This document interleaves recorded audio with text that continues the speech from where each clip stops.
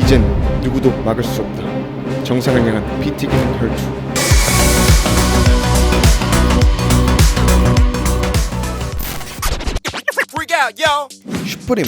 슈프림의 대표적인 로고인 박스 로고. 미국의 여성 작가이자 방송인인 바바라 크루거가 만든 창작물을 차용해서 제작. 슈프림이란 단어는 창립자인 제비아의 여자친구가 공책에 이런저런 단어를 적다가 하나 얻어 걸렸다고 합니다. 브랜드 만들려면 여자친구부터 사귀는 게 좋겠네. 슈프림은 스케이트보드 브랜드로 시작했고, 그래서 슈프림 매장에는 스케이트를 타고 편하게 들어올 수 있도록 문턱이 없다고 합니다. 그리고 매장 안에 스케이트를 탈 수 있는 시설이 있다고 하네요. 스케이터라면 꼭 한 번은 가봐야겠죠? 슈프림의 아버지격 브랜드 스투시. 스투시의 로고는 창립자인 쇼온 스투시의 이름에서 따왔는데요. 여기 낙서 같은 로고. 이 로고는 쇼온 스투시의 사인이 아니라 화가였던 삼촌인 얀 스투시의 서명이라고 하네요.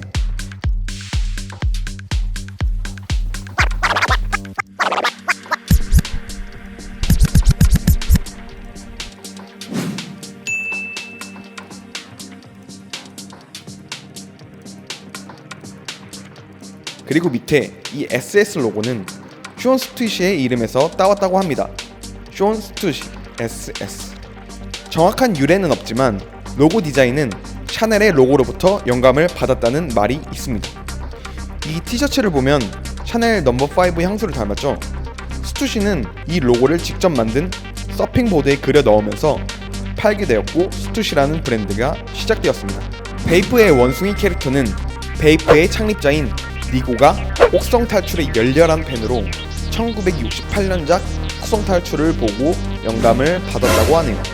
정확하게는 강물에서 목욕하는 원숭이라고 합니다. 한국에서는 엄청 유명하진 않지만 알만한 사람들은 다 아는 브랜드. 요 노래 부르는 아저씨 한 번쯤은 보셨죠? 퍼렐과 베이프의 창립자인 니고가 공동 창립한 브랜드입니다. 브랜드의 로고는 브랜드의 이름과 우주인 심볼을 주로 사용합니다. 퍼렐 윌리엄스의 평소 관심사인 우주에 대한 열정이 반영된 디자인이라고 합니다. 영국의 슈프림이라고 불리는 팔라스 로고의 기원은 1934년까지 거슬러 올라갑니다. 로고 제작 의뢰를 받은 그래픽 디자이너 퍼거슨 퍼셀은 강력하면서도 단순한 로고를 보냈고, 스웨덴의 그래픽 아티스트 오스카 레오트레스벨드, 이름 참 어렵네요. 1934년 고안한 팰러스의 삼각형에서 착안하여 디자인했다고 합니다.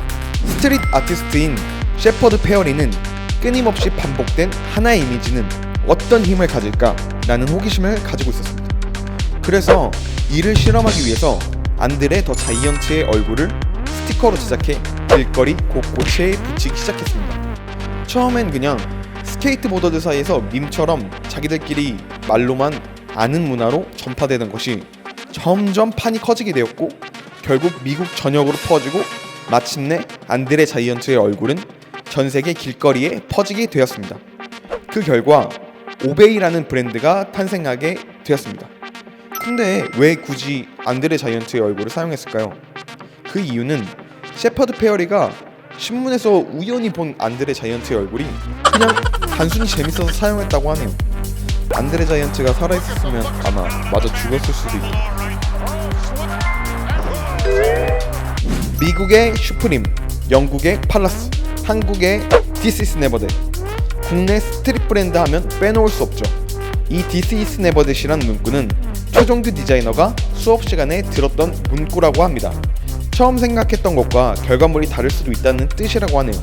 즉, 처음 떠오른 이미지대로 종이에 스케치하고 그걸 토대로 옷을 생산했는데, 그게 자기가 처음 생각했던 것과 달라도 잘못된 것이 아니고 더 좋은 작품이 될 수 있다는 의미를 내포한다고 합니다. 카라트는 회사의 창립자인 해밀턴 카라트의 이름을 따 카라트로 장명하였고, 그는 브랜드 이름을 사람들의 기억에 더 강하게 각인시키기 위해 자신의 이름에 T를 하나 더 붙였습니다. 초기 카라트의 로고는 미시간주를 포함한 미국 중서부의 허틀랜드를 브랜드 이름에 걸고 하트 모양을 사용했으며, 1966년 풍류의 뿔을 의미하는 카라트 로고가 만들어졌습니다. 반스라는 이름은 브랜드 설립자 형제 폴 반도렌과 짐 반도렌의 미들네임에 썼단 복수형 반스에서 유래되었다고 합니다. 반형제 정도라고 생각하면 되겠네요.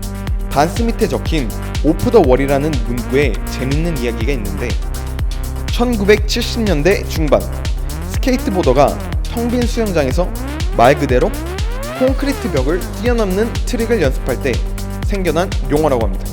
당시 사회에서 스케이트는 비주류 취급을 받았는데 이들은 오직 자신의 스케이팅을 통해서 정체성을 드러내고 이들이 보여준 창조적인 표현은 예술, 음악, 패션, 그리고 로컬 컬처까지 다양한 문화에 많은 영향을 끼쳤습니다.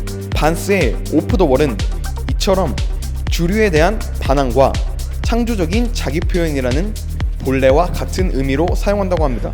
역시 스케이터 보더를 위한 브랜드답네요.